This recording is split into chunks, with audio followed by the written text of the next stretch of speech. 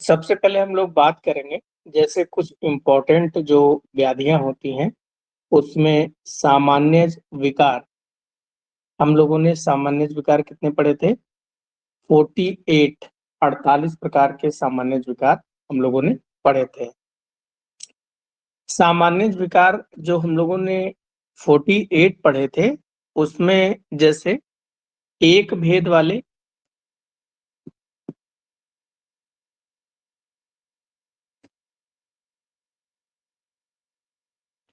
एक भेद वाले 3 रोग हैं, यानी इनका कोई भेद नहीं है। जैसे संन्यास, उरुस्तंभ, अतत्वा, अभिनिवेश। संन्यास, उरुस्तंभ और अतत्वा, अभिनिवेश।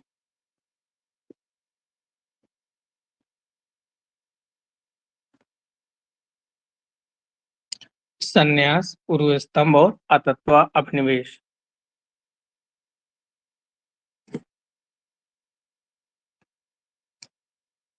दो भेद वाले, दो भेद वाले 8 रोग हैं, जिसमें ज्वर यानी कि फीवर, ज्वर, व्रण आयाम, व्रण, ग्रद्धसी आमदोष, ग्रद्धसी आमदोष, वात रक्त,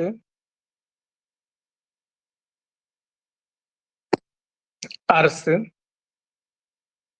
और कामला। ये बातें हम लोग आचार्य चरक के अनुसार पढ़ रहे हैं कि 48 सामान्य विकार उन्होंने बताए हैं, जिसमें से एक भेद वाले 3 रोग हैं, संन्यास, उरुस्तंभ, अतत्वा, अभिनिवेश। और जिसमें अच्छा ये भी जान लें थोड़ा थोड़ा सा कि ये बीमारियां क्या होती हैं। जैसे संन्यास का मतलब होता है कोमा में चले जाना। अगर किसी को होश नहीं आता है तो उसे आयुर्वेद में संन्यास कहा जाता है। उरु स्तंभ का मतलब होता है, उरु का मतलब होता है थाई।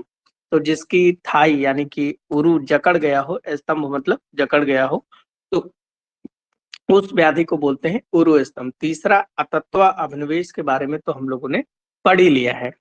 फिर दो भेद वाले जो 8 रोग होते हैं उसमें से ज्वर, फीवर को कहते हैं, व्रण यानी कि अल्सर को कहते हैं, आयाम, आयाम जो होता है वो टिटनेस के जैसे जो लक्षण होते हैं, टिटनेस के जैसे सिम्टम होते हैं, उसे आयाम कहा जाता है। इसमें बॉडी जो है एक तरफ मुड़ जाती है। ग्रद्धसी सियाटिका को कहते हैं, जो सियाटिक नर्व होती है कमर से पैरों की तरफ आती है, उसमें जब प्रेस होता है तो वहां पर पेन होता है। आम दोष जो होता है वो दो व्याधियां हम लोगों ने आम दोष की पढ़ी थी, अल्सक और विसूचिका। वातरक्त गाउटी अर्थराइटिस को बोलते हैं, दो भेद हैं, उत्तान और गंभीर।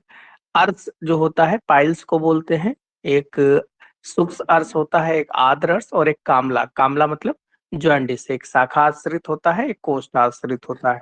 अभी आगे लिखेंगे इनके बारे में। नेक्स्ट, तीन भेद वाले देखें। तीन भेद वाले 3 रोग होते हैं। तीन भेद वाले 3 रोग में सोस, सोत, सोत मतलब स्वेलिंग, क्लास, क्लास बोलते हैं ल्यूकोडर्मा को, या सफेद दाग जो हो जाता है उसे क्लास बोलते हैं।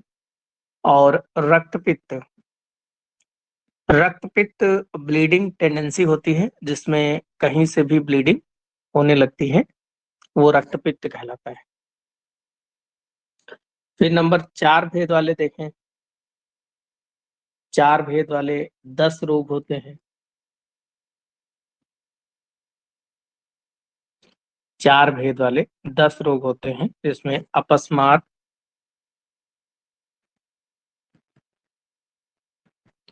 अपस्मार, अक्षी रोग,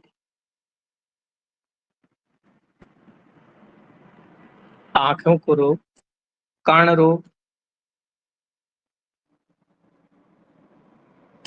मुख रोग, अपस्मार, आछी रोग, कर्ण रोग, मुख रोग, प्रतिस्याय,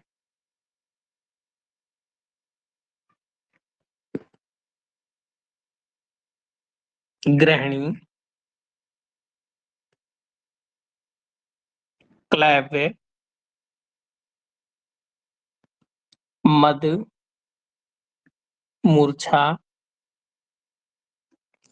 और शोष। ये 4 भेद वाले 10 रोग होते हैं। अपस्मार हम लोग पढ़ चुके हैं, एपिलेप्सी। अच्छी रोग यानी कि आंखों के रोग, कान के रोग, कर्ण रोग, मुख के रोग, प्रतिस्याय, प्रतिस्याय बोलते हैं राइनाइटिस को, नाक बहना या जुकाम हो जाना। ग्रहणी, ग्रहणी थोड़ा सही कर लेंगे, ग्रहणी इस तरह नहीं लिखा जाता है, ग्रहणी ऐसे लिखा जाता है। इस ग्रहणी का मतलब होता है हाउसवाइफ। और ये ग्रहणी आयुर्वेद का एक रोग है जिसको आईबीएस कहते हैं, इन्फ्लेमेटरी बाउल सिंड्रोम। तो जो लोग ये वाली ग्रहणी ढंग से नहीं पढ़ते हैं तो फाइनली ये वाली ग्रहणी बन जाते हैं, क्योंकि पढ़ेंगे नहीं तो नौकरी मिलेगी नहीं। तो पढ़ भी रहे हो तो क्या है, कोर्ट केस करके बैठे हो तब भी गृहिणी ही बनना है। क्लैब का मतलब होता है नपुंसकता।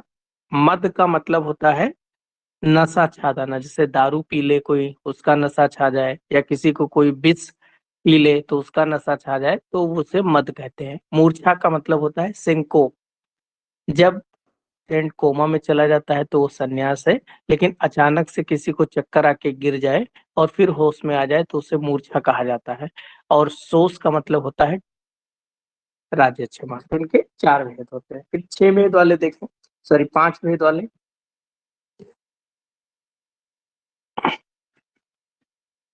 5 भेद वाले 12 रोग होते हैं। 12 में लिखें, गुल्म, प्लीहा, श्वास काश हिक्का, श्वास काश हिक्का, शिरोरोग, उन्माद, उन्माद, शिरोरोग, तृष्णा अरुचि, तृष्णा अरुचि, हृदय रोग,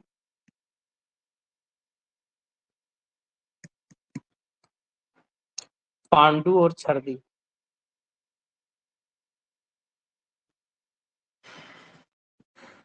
पांडु और छर्दी।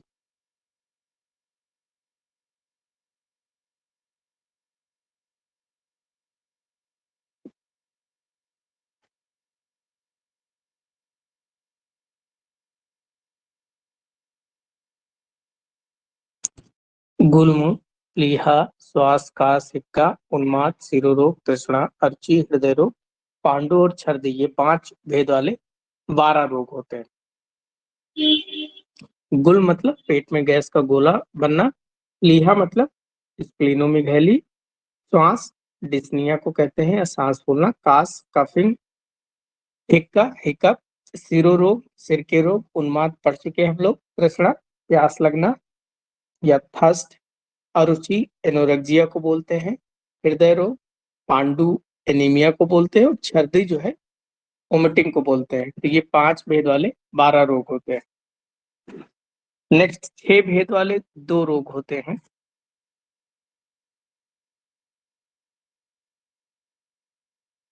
6 भेद वाले 2 रोग होते हैं।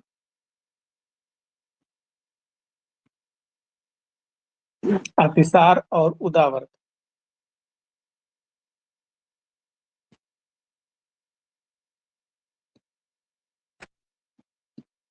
अतिसार और उदावरत। नेक्स्ट है 7 भेद वाले 3 रोग होते हैं।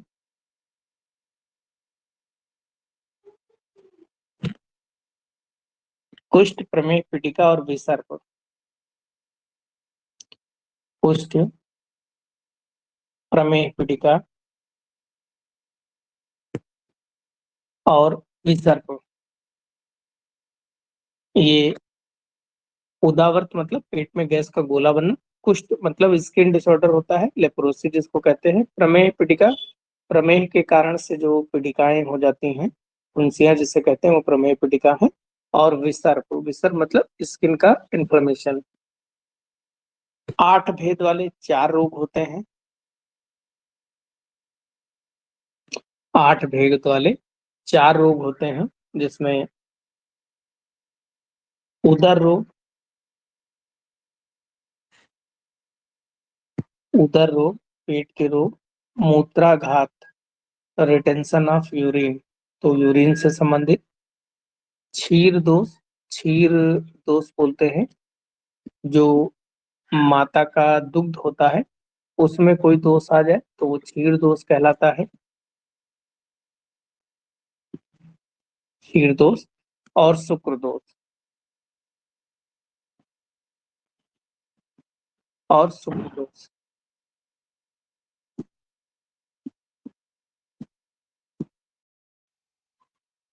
नेक्स्ट है 20 भेद वाले 3 रोग।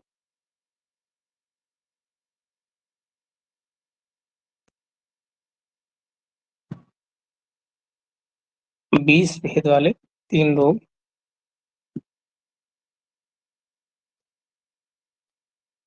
कृमि रोग,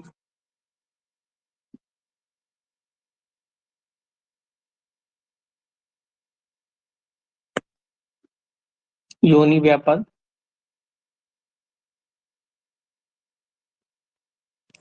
और प्रमेह।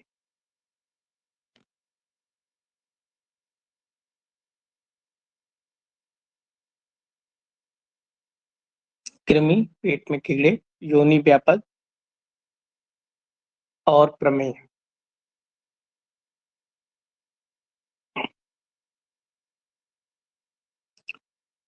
तो ये 48 प्रकार के सामान्य जो रोग हैं, उनके इतने इतने, जैसे पूछ लिया जाए क्वेश्चन कि योनि व्यापक के कितने भेद हैं, तो योनि व्यापक के 20 भेद हैं। या क्वेश्चन पूछ लिया जाए क्षीर दोष कितने होते हैं, शुक्र दोष कितने हैं, तो 8 होते हैं। तो ये एक मोटा मोटा आइडिया हो गया कि ये रोग इतने प्रकार के होते हैं। अब बात करते हैं, कुछ इंपॉर्टेंट है उनके बारे में लिख भी लेते हैं। सबसे पहले देखें, एक रोग वाला जो हम लोगों ने लिखा था, उर्व स्तंभ।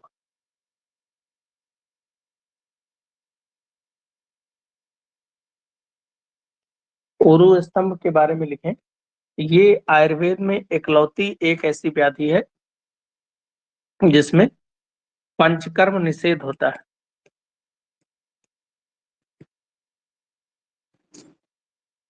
पंचकर्म निषेध होता है।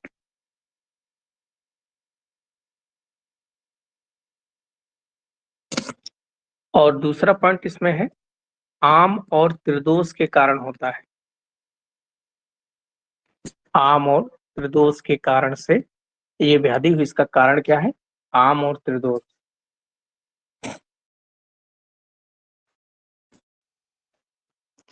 ब्रैकेट में कफ प्लस त्रिदोष भी लिख लेंगे। कफ प्लस मेद लिख लो। इसके कारण से अगर ऑप्शन में आम और त्रिदोष ना हो तो इसको मेद और कफ के कारण से हो सकता है। दूसरा हम लोगों ने पढ़ा था संन्यास। संन्यास का भी हमने एक भेद पढ़ा था, लेकिन ये त्रिदोष, त्रिदोषज होती है, तीनों दोष के कारण से होता है। और मन और शरीर इसका अधिष्ठान होता है। मन और शरीर इसका अधिष्ठान होता है।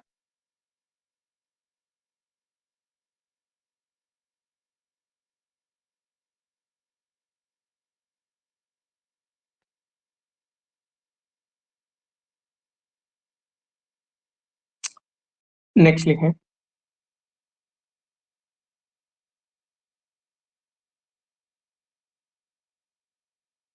महागध एक अतत्व अभिनिवेश हम लोगों ने पढ़ लिया था।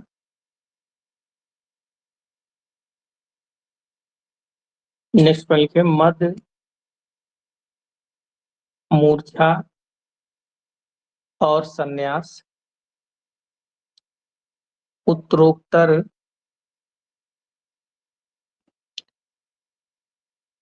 कष्टदायक, मतलब मद से ज्यादा मूर्छा और मूर्छा से ज्यादा मद खतरनाक होती है।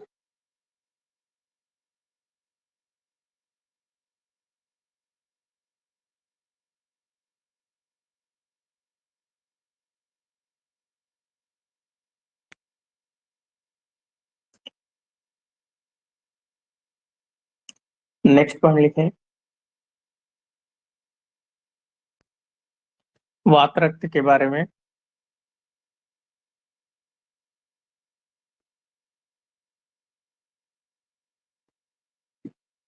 वातरक्त के दो भेद पढ़े थे। एक है इसमें उत्तान और दूसरा है गंभीर। उत्तान मतलब ऊपर ऊपर वाला, और गंभीर मतलब अंदर के धातुओं में भी प्रविष्ट कर जाए।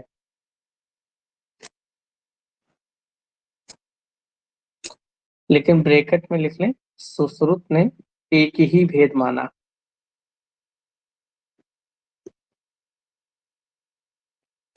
सुश्रुत ने एक ही भेद माना।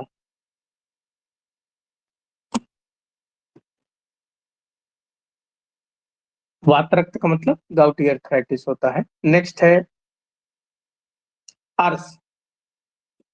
अर्स मतलब पाइल्स के भी हम लोगों ने दो भेद पढ़े थे। इसमें दो भेदों में एक सूक्ष्म अर्स और एक होता है आर्द्र अर्स। सूक्ष्म अर्स और आर्द्र अर्स।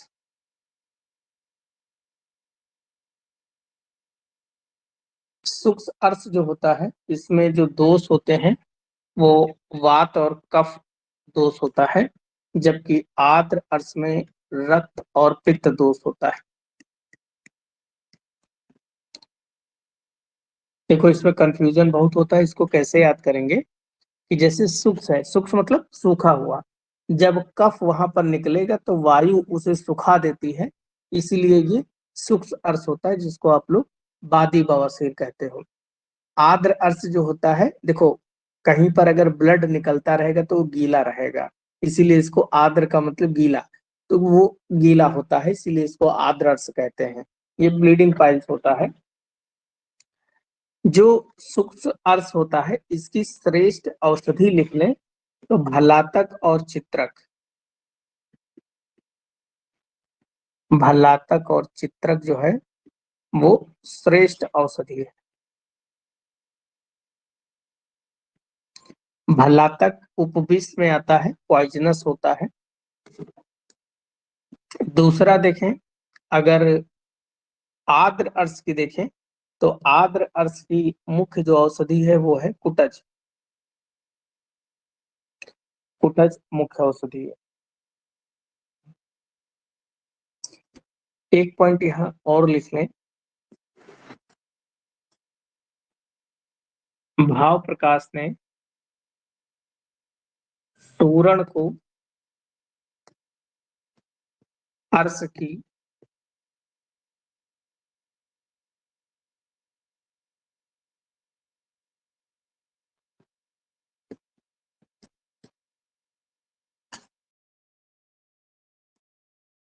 अर्स की श्रेष्ठ औषधि बताया है।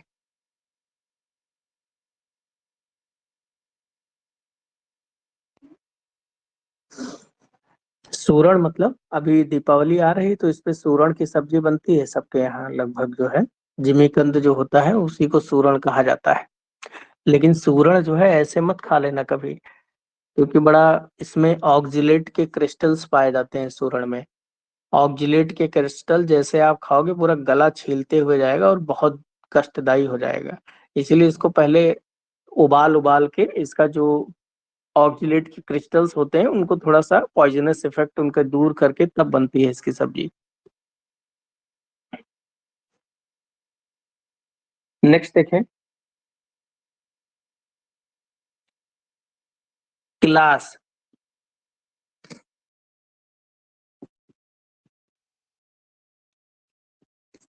क्लास जो है ये तीन भेद इसके हम लोगों ने पढ़े थे। तो आप लोग ट्रैफिक सिग्नल पे देखते होंगे आरटीओ बैठा होता है। आरटीएस कर लीजिए आरटीओ की जगह। आर फॉर रक्त, टी फॉर ताम्र, एस फॉर श्वेत।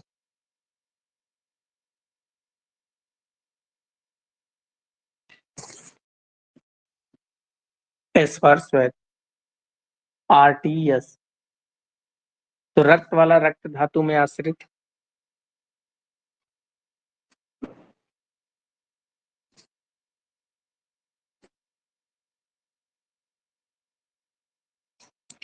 ताम्र वाला मांस धातु में आश्रित,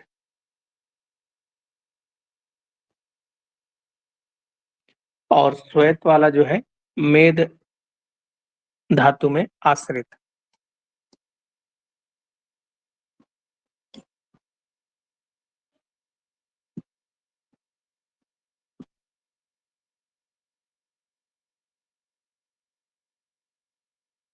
नेक्स्ट है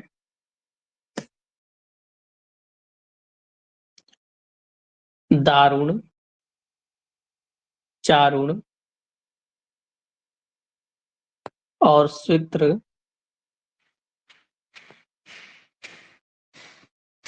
ये क्लास के पर्याय हैं।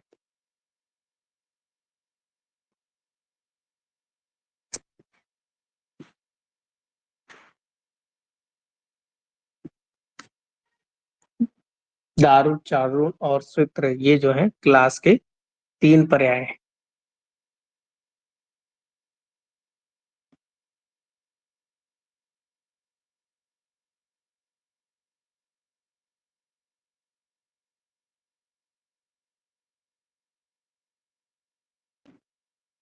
नेक्स्ट लिख लें इसमें, भोज ने क्लास के दो ही भेद बताए, दोषज और व्रणज। दोषज और व्रणज ये दो भेद बताए भोज ने।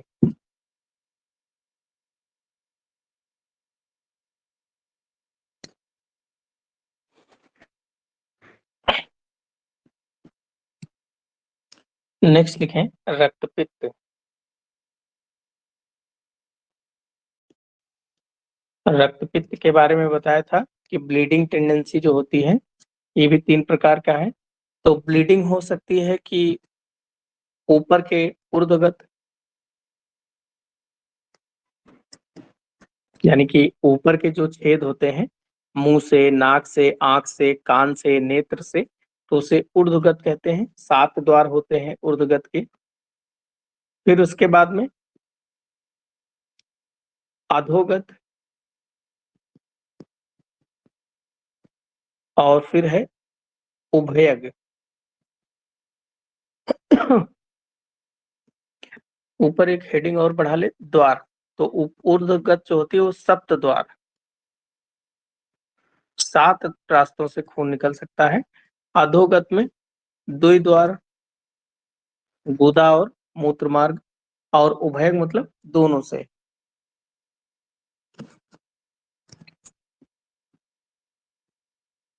फिर ऊर्ध्वगत जो रक्तपित्त होता है यहाँ पर कफ दोष बढ़ा होता है। अधोगत वाले में वात दोष बढ़ा होता है, और उभयग वाले में वात और कफ दोनों होता है। ऊपर कफ रहता है, नीचे वात रहती है, इसलिए से यहाँ पर ये दोष बताए गए। कफ वाला जो होता है ये साध्य है,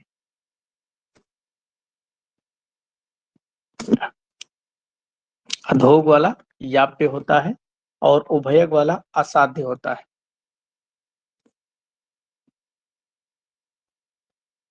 फिर है इनकी चिकित्सा, इससे क्या आगे लिखें चिकित्सा। तो ऊर्ध्व वाले में हम विरेचन करते हैं, अधो वाले में हम वमन करते हैं, और चूंकि तिर्यक वाला क्या है, असाध्य है, तो एक ही लाइन में पूरी रक्तपित्त खत्म हो गया। क्वेश्चन बनेगा तो यहीं से बन जाएगा। अगर और पूछेंगे तो एक रक्तपित्त में कोटेशन बहुत इंपॉर्टेंट है, प्रतिमार्गचा हरणम।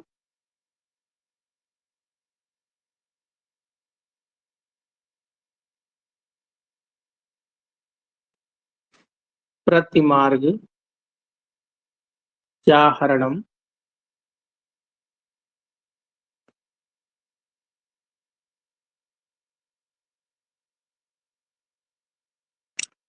प्रतिमार्ग चाहरणम रक्तपित्तम विधीयते। रक्तपित्तम विधीयते।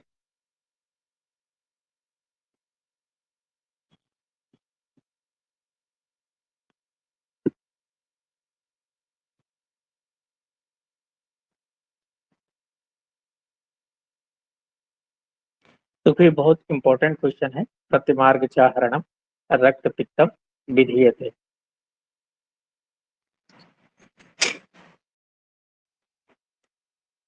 इंपॉर्टेंट क्या है कि रक्तपित्त व्याधि में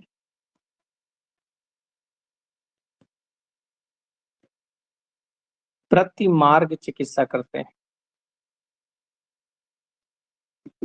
प्रतिमार्ग हरण चिकित्सा करते हैं। प्रतिमार्ग हरण चिकित्सा करते हैं, इसका जो आंसर है वो पीछे वाली टेबल में इसका आंसर छुपा हुआ है। पीछे वाली टेबल में देखिए लिखा हुआ है कि ऊर्ध्व रक्तपित्त में क्या कराते हैं, विरेचन। ऊर्ध्व रक्तपित्त मतलब जो ऊपर के रास्तों से ब्लड निकलेगा तो उसको विरेचन, नीचे के रास्ते से विरेचन मतलब बार बार पोटी चला जाएगा तो ऊपर का प्रेशर जो है वो नीचे की तरफ चला जाएगा तो ब्लीडिंग रुक जाएगी। दूसरा लिखा है अधो मतलब नीचे के रास्ते से गुदा या मूत्र मार्ग से अगर ब्लीडिंग हो रही है तो उसको उल्टी कराएंगे। मुंह के रास्ते से उल्टी कराएंगे तो प्रेशर डेफिसिट ऊपर हो जाएगा, यानी कि नीचे जो प्रेशर बना है ब्लीडिंग के लिए वो खत्म हो जाएगा तो ब्लीडिंग रुक जाएगी। तो यही होता है प्रतिमार्ग हरण चिकित्सा, यानी कि विपरीत रास्तों से ही चिकित्सा करते हैं, अपोजिट। नेक्स्ट यहाँ सप्त द्वार भी लिख लें, आप लोग कंफ्यूज हो रहे होंगे। सप्त द्वार क्या है, एक मुख, दो नेत्र, दो कर्ण और दो नासिका, तो ये सप्त द्वार है। फिर है द्वय द्वार क्या है, गुद और मूत्र मार्ग।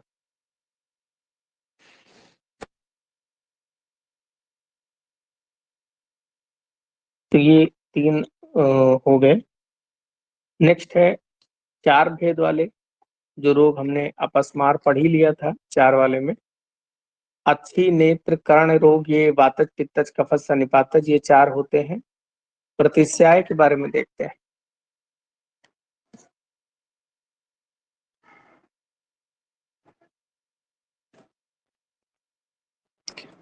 प्रतिमार्ग मतलब उल्टा, उल्टे रास्ते।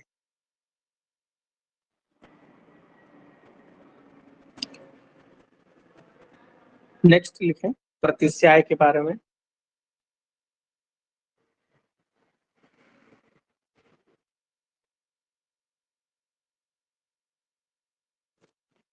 प्रतिस्याय क्या होता है, तो चरक ने बताया, यहाँ लिख लें, चरक और काश्यप ने बताया कि प्रतिस्याय के चार भेद होते हैं, वातज, पित्तज, कफज और सन्निपातज।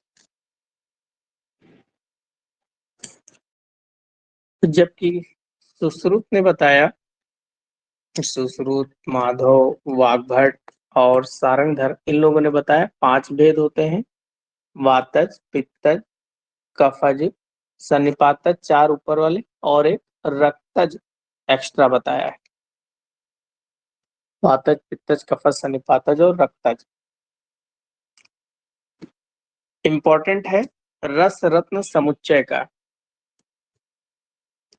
रस रत्न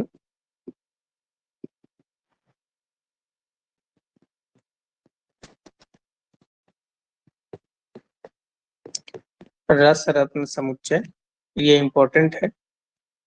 और इसमें जो है 6 भेद हैं। 5 तो यही वाले हैं, 5 प्लस 1 है मल संचयजन।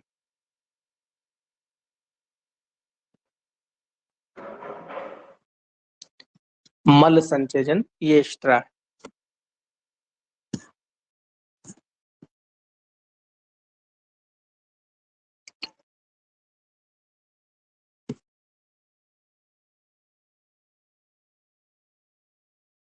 एक विदेह का भी लिख लें।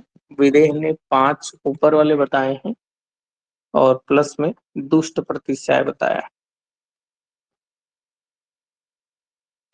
मल संचयजन वाला इंपॉर्टेंट है।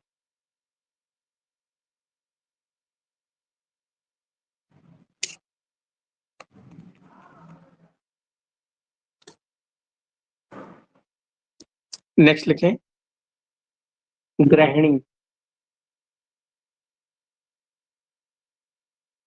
दोष।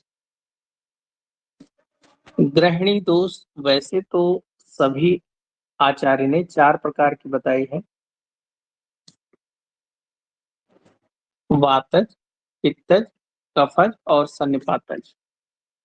परंतु सारंगधर ने 5 भेद बताया है।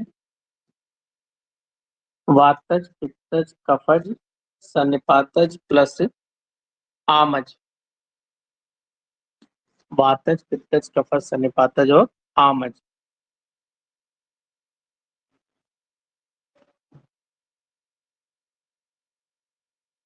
नेक्स्ट लिखें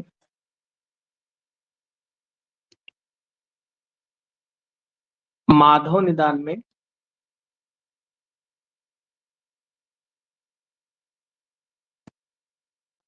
माधव निदान में इन 4 के अतिरिक्त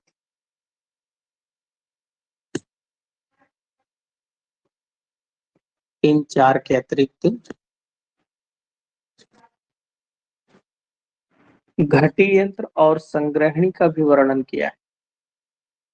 घटी यंत्र ग्रहणी और संग्रहणी। घटी यंत्र ग्रहणी और संग्रहणी का भी वर्णन किया है।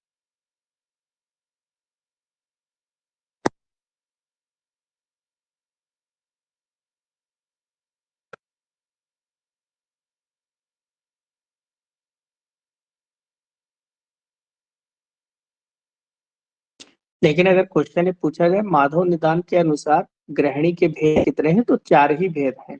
ये घटी यंत्र और संग्रहणी अलग से बताया है। घटी यंत्र ग्रहणी का मतलब होता है जब पेट में जैसे जब पानी भरते हैं तो पानी भरते भरते घड़ा जो है आखिरी में भरता है तो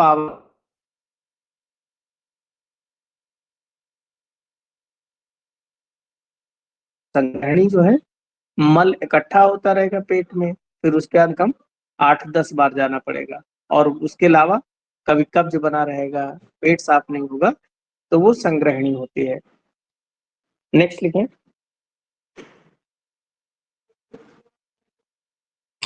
मद रोग।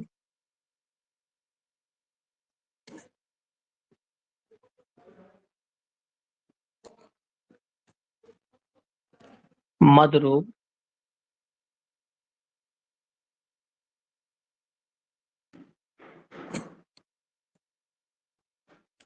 घटी यंत्र ग्रहणी मैं बता रहा था, जिससे घड़ा जो होता है जब तालाब में घड़ा डुबोते रहो तो घड़ा डुबोने के बाद में जब उसमें पानी भरते हैं तो जब घड़ा ऊपर तक भरने लगता है तो उसमें आवाज आने लगती है, गुड़ गुड़ गुड़ गुड़ करके आवाज आती है। तो घटी यंत्र ग्रहणी जिस पेशेंट को होगा उसके पेट में वैसे ही गुड़गुड़ाहट की आवाज आएगी एकदम। वो जिस करवट लेटेगा उस करवट आवाज आने लगेगी। और संग्रहणी क्या होती है? संग्रहणी में मल पहले संग्रह होता है, जैसे 10 दिन 15 दिन तक मल धीरे धीरे इकट्ठा होता रहा और उसके बाद में फिर अचानक से जो है उसको प्रकोप हो गए, मतलब कई बार फिर पोटी जाना पड़ा, तो वो संग्रहणी कहलाता है।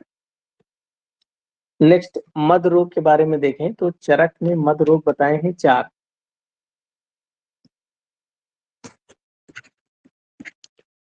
चरक ने 4 भेद बताए हैं, वातज, पित्तज, कफज और सन्निपातज। जबकि वाग्भट और सारंगधर ने मद रोग के 7 भेद बताए हैं, वातज, पित्तज, कफज, सन्निपातज, रक्तज और इसके अलावा 2 भेद हैं, मध्य के कारण से मध्यज और विष के कारण से विषज। ये मैं शॉर्टकट में लिख रहा हूँ, इसको आप लोग जो है ना समझ में आए तो मैं बोल भी रहा हूँ वो लिख लेना। तो ये रहा मद रोग। नेक्स्ट देखिए मूर्छा।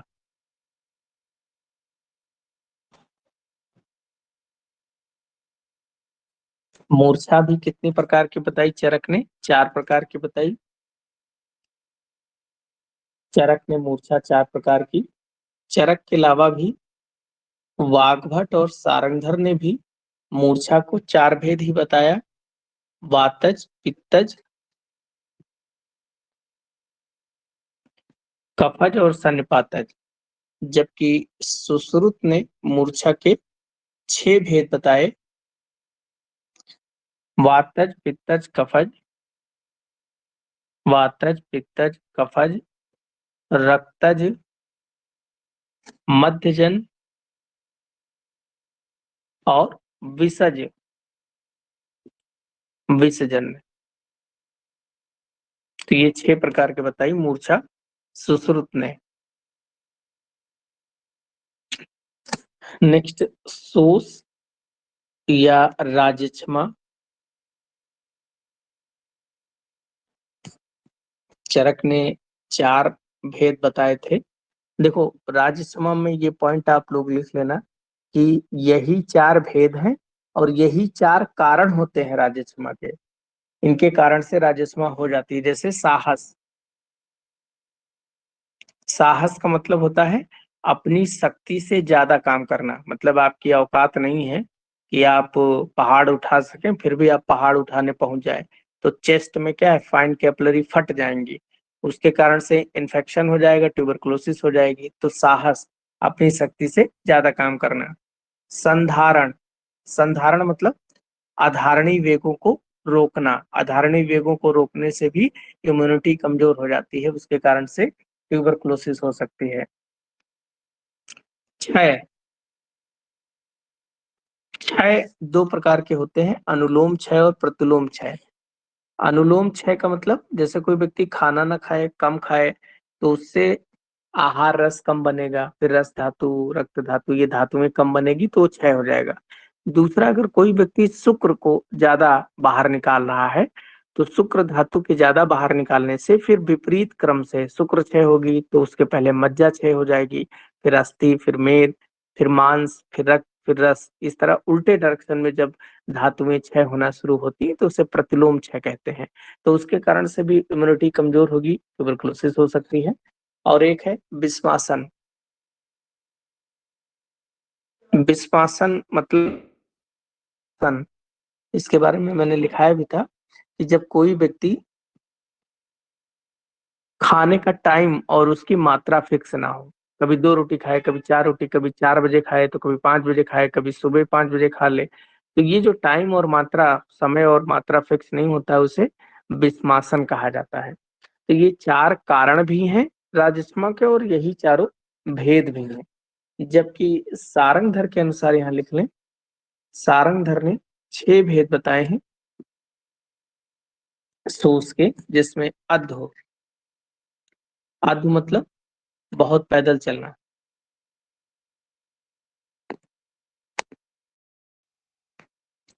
बहुत पैदल चलना,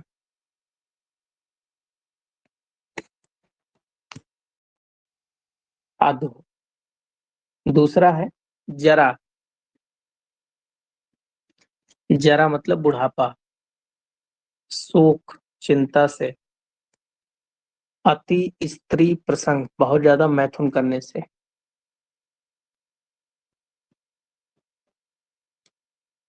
व्रण किसी को अल्सर वगैरह हो और श्रम, बहुत ज्यादा कोई काम कर रहा हो।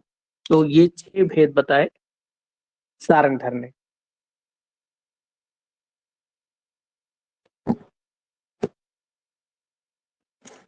नेक्स्ट देखें क्लाइव पे।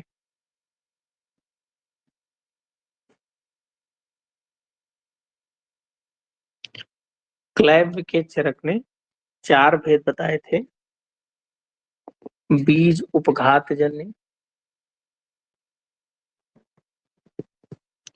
बीज उपघात जन्य यानी कि जिसमें क्रोमोसोमल डिफॉर्मिटी हो, उसमें जो है क्रोमोसोम की डिफॉर्मिटी की वजह से जेनेटिक रूप से वो नपुंसक हो जाए तो उसे बोलते हैं बीजो उपघात जन्य। फिर है ध्वजभंग। ध्वज बीजो उपघात जन्य का मतलब होता है, बीज मतलब जो डीएनए या क्रोमोसोम लेवल पे कोई नपुंसक हो जाता है, तो जिसमें किन्नर वगैरह हो जाते हैं, होता है बीज उपघात जन्य। ध्वज भंग यानी कि इरेक्टाइल डिसफंक्शन हो गया है, उसके लिंग में तन्यता नहीं आ रही, इरेक्टाइल डिसफंक्शन, ध्वज भंग को बोलते हैं। और एक है जराजन्य। जरा मतलब बुढ़ापा आने पर हो जाती है। और उसके अलावा है शुक्र क्षय जन्य। शुक्र क्षय जन्य। तो ये 4 प्रकार के क्लैब बताए।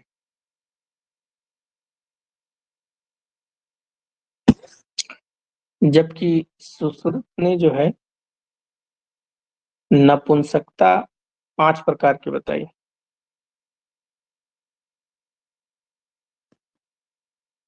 सुश्रुत ने नपुंसकता 5 प्रकार की बताई, जिसमें उन्होंने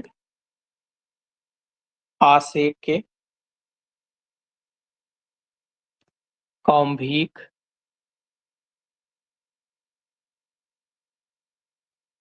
ईर्ष्यक, ईर्ष्यक, सौगंधिक और संड, ये बताए 5 भेद सुश्रुत ने। आसक्य का मतलब होता है कि पहले ये जो रोगी होगा, नपुंसक होगा, इसमें मैथुन की जो इच्छा है या मैथुन कर्म के लिए, मतलब पहले ये शुक्र पान करेगा किसी का, उसके बाद में इसको मैथुन की शक्ति आती है, तब जाके ये मैथुन में प्रवृत्त होता है। कौम्भिक कौन से होते हैं? कौम्भिक पहले गुद मैथुन खुद करवाएंगे, गुद मैथुन करवाएंगे, उसके बाद में इनके अंदर मैथुन योग्य शक्ति प्राप्त होती है, तो उसे कौम्भिक कहते हैं। ईर्ष्यक क्या होते हैं? ईर्ष्यक वो नपुंसक होते हैं जो किसी दूसरे को मैथुन करते हुए देखते हैं, फिर ईर्ष्या के रूप में उनके अंदर काम इच्छा जागृत होती है, फिर ये मैथुन में प्रवृत्त होते हैं। फिर है सौगंधिक। सौगंधिक जो दुष्ट योनि से या दुष्ट योनि से उत्पन्न होते हैं। जो पुरुष पहले योनि सुगंध के बाद में मैथुन में प्रवृत्त होता है, तो उसे सौगंधिक कहते हैं। और संड जो होते हैं, ये पूर्णतः नपुंसक होते हैं, इनके अंदर किसी प्रकार की कामेच्छा नहीं होती है। नेक्स्ट देखें गुल्म और प्लीहा रोग।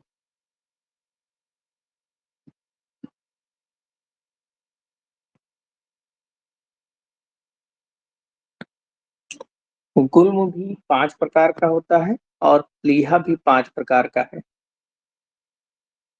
गुल्म और प्लीहा दोनों 5 प्रकार के होते हैं चरक के अनुसार। और इनके जो 5 भेद हैं, वातज, पित्तज, कफज, सन्निपातज और रक्तज, ये 5 भेद हैं।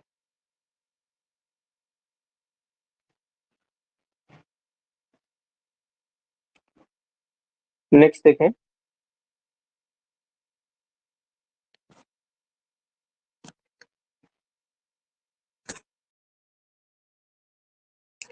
श्वास, कास, हिक्का, सभी के 5 सभी आचार्यों ने इनके 5 भेद ही बताए हैं, श्वास, कास और हिक्का के।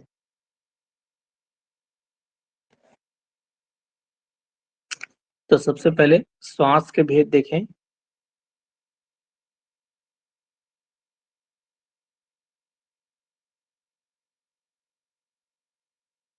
श्वास रोग के 5 भेद कौन-कौन से हैं, नाम लिख लें।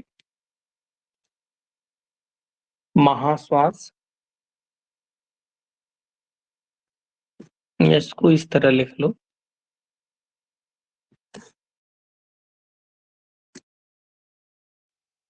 महाश्वास, ऊर्ध्वश्वास, छिन्न श्वास, तमक श्वास और क्षुद्र श्वास।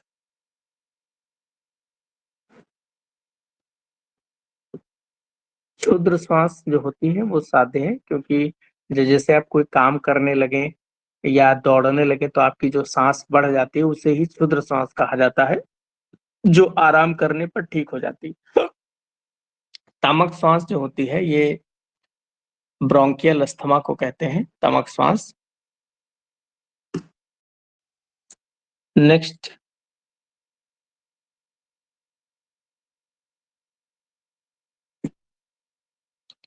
कास और हिक्का।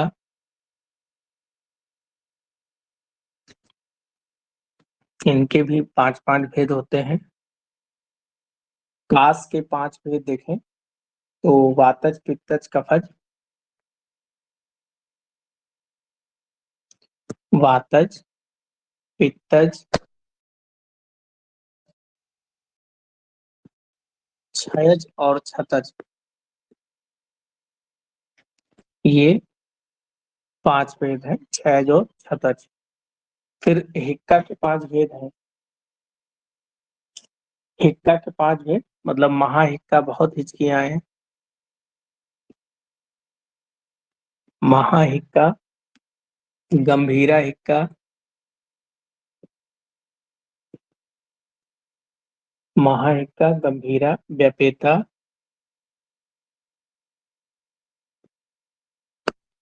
क्षुद्रजा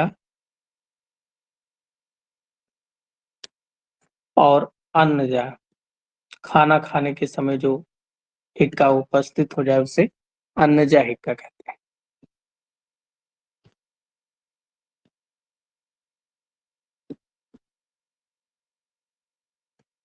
तो ये श्वास, कास और हिक्का के 5 भेद हैं।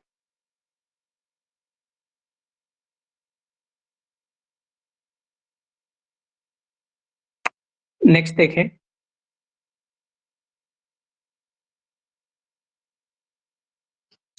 तृष्णा।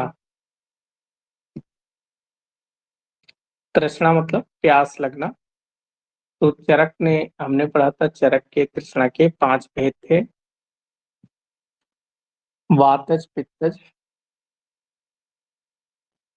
वातज, पित्तज, आमज, वातज, पित्तज, आमज, क्षयज और उपसर्गज।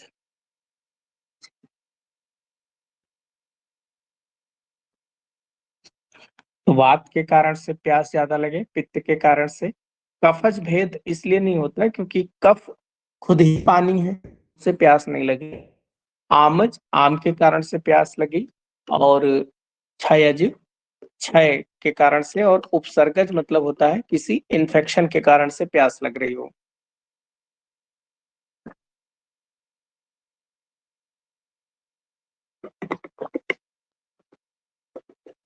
नेक्स्ट है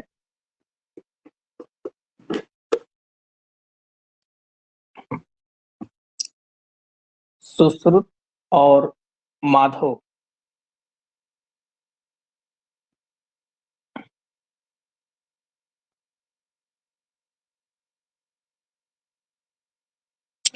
सुश्रुत और माधव जो है, इन्होंने प्यास के 7 भेद बताए हैं। वातज, पित्तज, कफज, इन्होंने कफज भी बता दिया। इसके अलावा आमज, क्षयज, क्षतज और भक्त निमित्तज।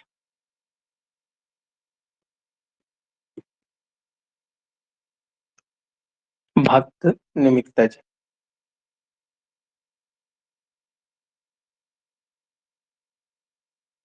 तो ये भी पूछा जा सकता है जैसे कि भक्त निमित्तज का किसने बताई।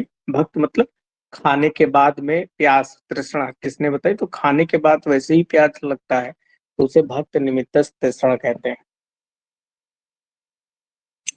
नेक्स्ट लिख लें, वाग्भट और सारंगधर ने 6 भेद बताया है। उन्होंने वातज, पित्तज, कफज और सन्निपातज, क्षयज और उपसर्गज। क्षयज और उपसर्गज। तो जैसे इनका सन्निपातज, सन्निपातज भेद किसी अन्य आचार्य ने नहीं बताया, तो क्वेश्चन ऐसे बन सकता है कि सन्निपातज भेद तृष्णा का किसने बताया, तो भट्ट जी ने बताया। ठीक है, सारंगधर ने बताया। जैसे पूछ लिया उपसर्गज भेद कृष्णा का किसने बताया, तो उपसर्गज चरक, वाग्भट और सारंगधर तीनों ने बताया।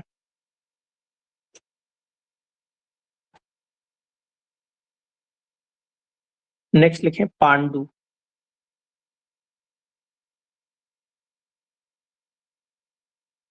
पांडु मतलब एनीमिया। तो पांडु के जो भेद हैं बहुत इंपॉर्टेंट है। चरक, वाग्भट, माधव और सारंगधर। देखिए आप सभी आचार्य भूल जाइए, केवल आप चरक और सुश्रुत जरूर याद रखिए। तो चरक, वाग्भट, माधव ने, सारंगधर ने 5 भेद बताए हिक्का के।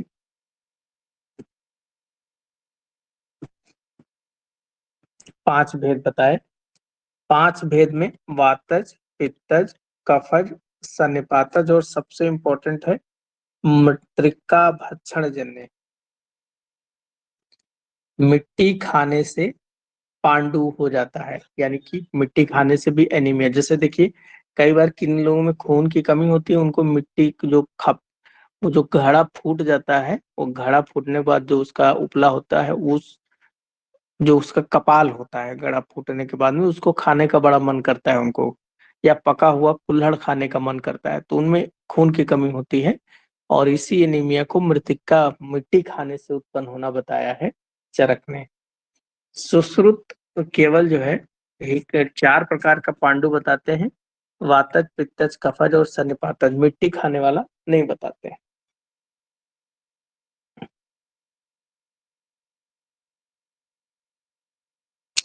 नेक्स्ट देखें, अतिसार।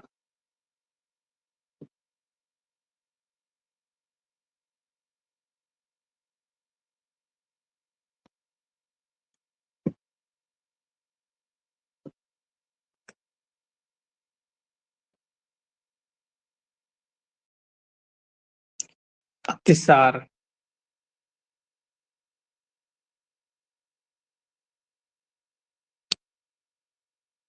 अतिसार मतलब डायरिया। अतिसार के पर्याय भी लिख लें, अतिसार को त्रिकांड शोथ,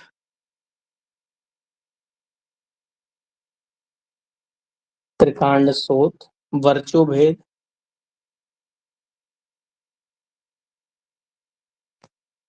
और उदरा में। त्रिकांड शोथ, वर्चो भेद और उदरा में, ये इतने इसके पर्याय हैं। अतिसार के भेद बहुत इंपॉर्टेंट है, एक टेबल बना लें। एक तरफ लिखें चरक और वाग्भट, दूसरे में लिखें सुश्रुत और माधव, और एक में सारंगधर। चरक ने, वाग्भट ने 6 भेद बताए हैं, सुश्रुत माधव ने 6 भेद बताए हैं, सारंगधर ने 7 भेद बताए हैं।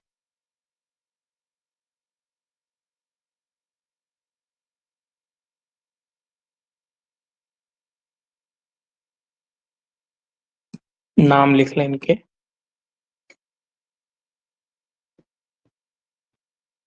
जैसे चरक और वाग्भट ने 6 भेद बताए हैं,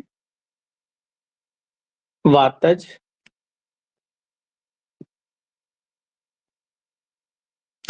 पित्तज, कफज,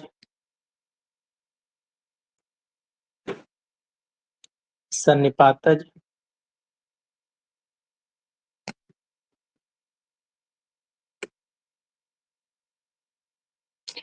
भयज और शोकज। वातज, पित्तज, कफज, सन्निपातज, भयज और शोकज। केवल सुश्रुत ने भी सब कुछ सेम बताया है। केवल आपको क्या लिखना है, ये जो भयज है, भयज के स्थान पर सुश्रुत ने बताया है आमज। बाकी सेम है।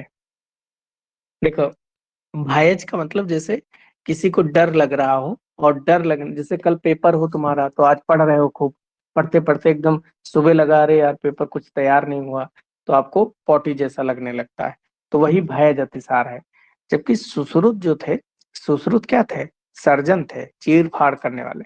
तो जो आदमी चीर फाड़ कर रहा है उसे कौन सा डर लगता है, वो आएगा कोई चीड़ फाड़ के भगा देगा।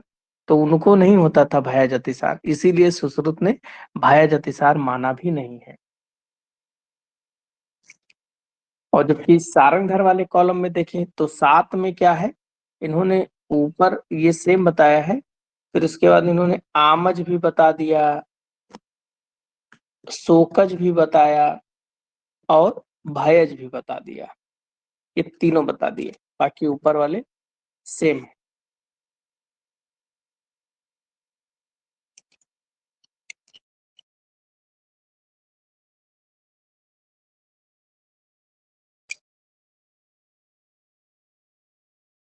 नेक्स्ट,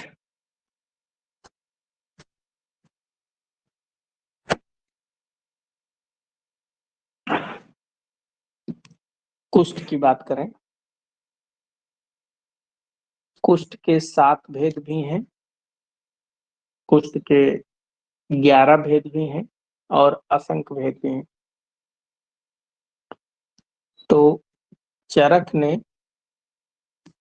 कुष्ठ के 7 18 भेद बताए। या इसको इस तरह लिखो, आपके लेवल पे जो क्वेश्चन पूछा जाएगा वो ये पूछा जाएगा कि महाकुष्ठ जो है वो कितने होते हैं, 7, और क्षुद्र कुष्ठ कितने होते हैं, वो होते हैं 11। महाकुष्ठ 7, क्षुद्र कुष्ठ 11।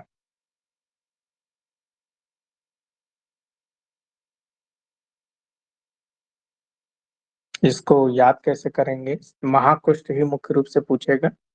तो एक क्रिकेटर था, उसका नाम था आरपी सिंह, उसका एक काम, तो इस तरह से KAM काम, आरपी सिंह का। तो K फॉर कपाल, A फॉर औदुंबर कुष्ठ, कपाल कुष्ठ, औदुंबर कुष्ठ, मंडल कुष्ठ, ऋष जिह्वा,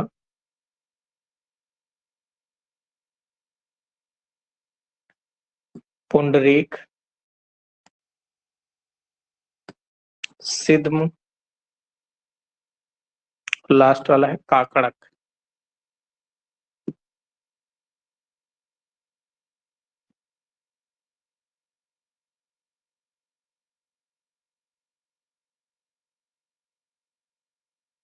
ये चरक के अनुसार, ये टेबल जो हम लोग बना रहे हैं ना, चरक के अनुसार ही बता रहे हैं।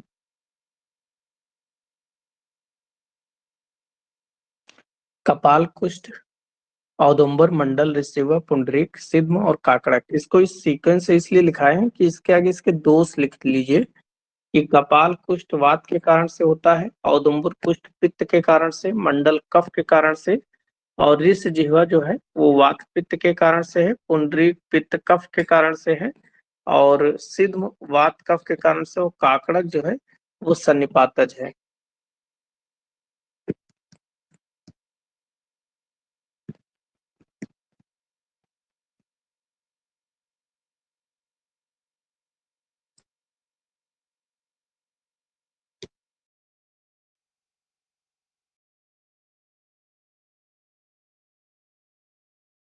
ये चरक की ही टेबल है, क्योंकि सुश्रुत ने इसमें कुछ चेंज किया है। मंडल की जगह अरुण और सिद्धू की जगह लिख लें आगे। सुश्रुत ने क्या चेंज किया है? सुश्रुत ने मंडल की जगह अरुण बताया है, अरुण कुछ, और सिद्धू के स्थान पर दद्रु बताया है। तो ये सुश्रुत की टेबल हो जाएगी। दद्रु का मतलब होता है रिंग वर्म, यानी कि दांत जो हो जाता है।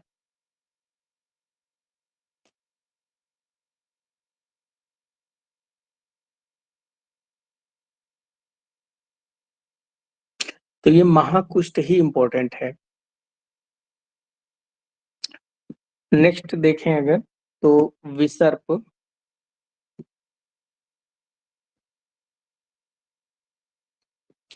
विसर्प में 7 भेद हैं विसर्प के। 7 भेद में चरक ने जो 7 भेद बताए हैं वो टेबल ही बना ले फिर से।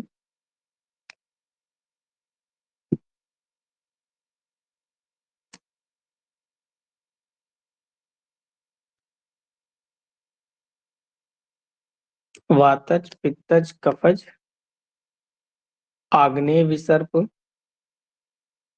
करदम विसर्प, ग्रंथि और सन्निपातज।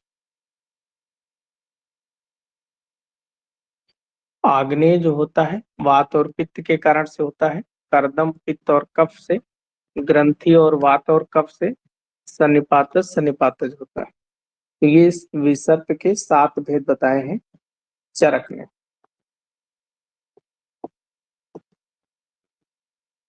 देखो, आग्नेय मतलब जलने वाला, तो वात मतलब हवा जब चलेगी, तो पित्त मतलब गर्म है और जलेगा, तो ये अग्नि हो जाएगी।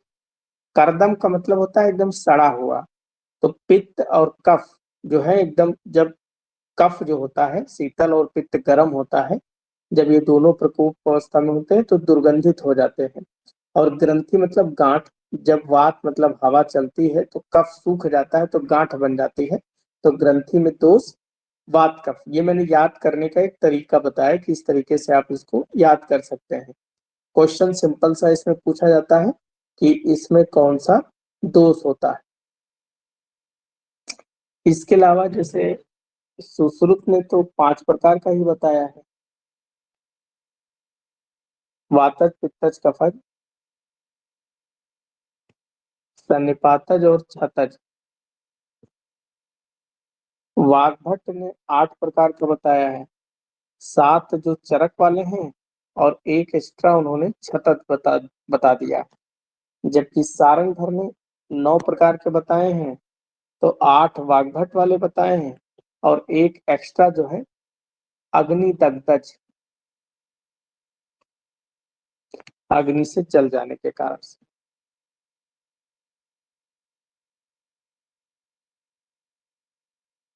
तो ये विसर्प के भेद हो गए। नेक्स्ट लिखें,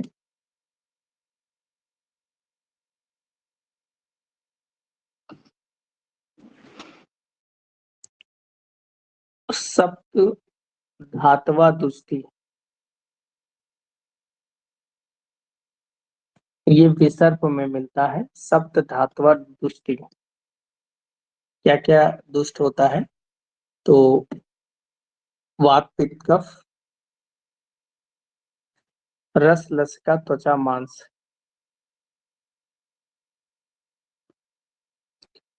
रस लसिका त्वचा और मांस।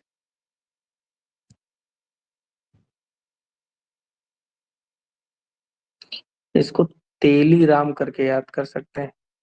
तेली राम, ता फॉर त्वचा, ला फॉर लसिका, रा फॉर राम, मा फॉर मांस। तो ये सप्तको धातवा, यानी कि ये 7 धातुएं विसर्प में दूषित हो जाते हैं। नेक्स्ट लिखें, सप्तको द्रव्य दुष्टि। सप्तको द्रव्य दुष्टि, ये जो है कुष्ठ में होता है। कुष्ठ में सप्त सप्तक द्रव्य दृष्टि होती है।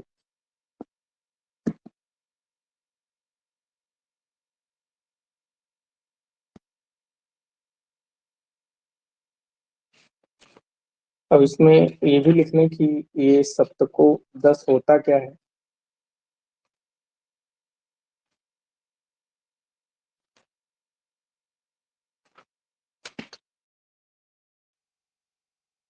तो इसमें भी सेम वही ऊपर जो होते हैं वही है। ऊपर जो भी लिखा है आपने, वात, पित्त, कफ, रस, लसिका के स्थान पर केवल यहाँ पर अम्बु कर लीजिए। अम्बु, त्वचा और मांस।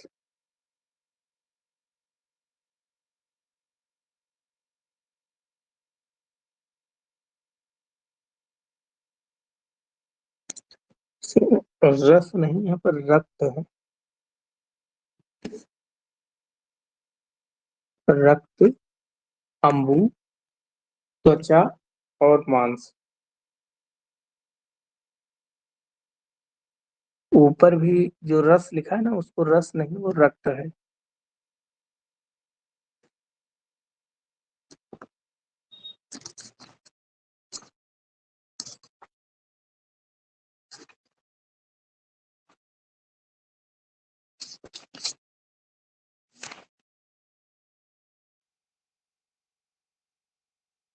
तो दोनों है तो सेम, लेकिन बस केवल क्या अंतर है, दोनों के नाम अंतर है। सप्त धातुवा दुष्टि विसर्प में है, सप्त को द्रव्य दुष्टि कुष्ठ में है। इसी तरह एक होता है सप्त को अयम। सप्त को अयम, ये शोथ के उपद्रव हैं। शोथ के 7 उपद्रव। जैसे कई बार क्वेश्चन जो पूछा जाता है, वो क्वेश्चन ही पूछ लिया जाता है कि सप्तको अयम ये किस रोग में मिलता है, या सप्तको द्रव्य दुष्टि इस किस रोग में मिलेगा, तो ऑप्शन लिखे होंगे। इसी तरह एक होता है सप्तक गण, ये कृमि रोग से संबंधित है।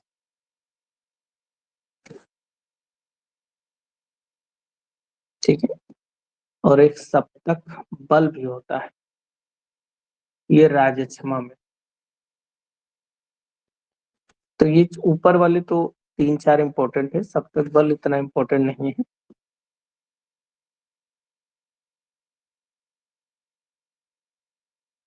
तो ये हो गया विसर्प। एक पॉइंट और लिखें। चरक ने हिक्का, श्वास और विसर्प को आसी विष के समान बताया है।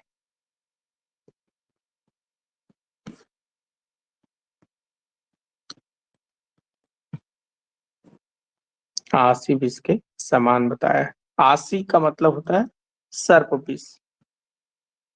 तो सांप का विष जितनी तेजी से चढ़ता है, उतनी ही तेजी से हिक्का, श्वास और विसर्प मार सकता है लोगों को।